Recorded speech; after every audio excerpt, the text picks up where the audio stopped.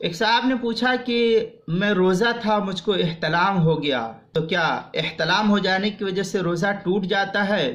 جواب: روزے کی حالت میں سوتے میں غسل کی حاجت کا ہو جانا، یعنی احتلام کا ہو جانا، یہ مفسد صوم نہیں ہے۔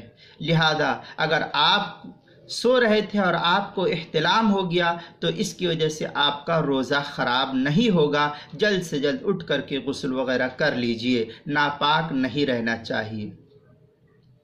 چنانچہ شامی کی عبارت ہے او احتلم لم یفطر۔ شامی زکریہ بک ڈیپو کا چھپا ہوا نسخہ، تیسری جلد 367 صفحہ، اور بیروت جو کراچی کا چھپا ہوا نسخہ ہے بیروت دارالفکر کا، اس کی تیسری جلد 327 صفحے پر اسی کے مثل ہدایہ کے اندر بھی عبارت ہے، پہلی جلد 217 صفحہ، البحر الرائق دوسری جلد 272 صفحے پر بھی نقل کیا ہے۔ اردو کتاب کتاب المسائل میں بھی اس کو نقل کیا ہے، دوسری جلد 161 صفحے پر۔ لہذا احتلام ہونے کی وجہ سے روزہ نہیں ٹوٹتا ہے۔